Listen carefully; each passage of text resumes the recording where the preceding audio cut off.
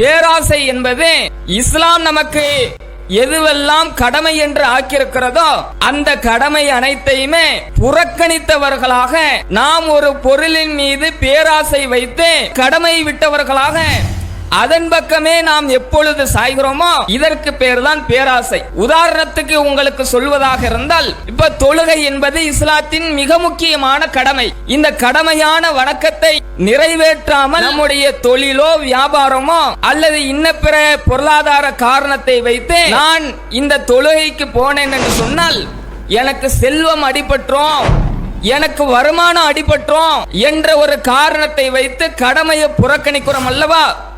இப்ப அந்த இடத்துல தான் பார்க்கிறோம், கடமையா அல்லது காசா என்று கேட்கும் பொழுது எனக்கு கடமையான தொழுகை வேணாம், எனக்கு காசுதான் வேணும் என்று எப்போது முடிவெடுக்கிறோமோ இதுக்கு பேர் தான் பேராசை. எந்த பொருளாக இருந்தாலும் அதை அளவோடு ஆசைப்படுவது தவறல்ல, அளவுக்கு மீறி ஆசைப்படுவதும் தவறல்ல.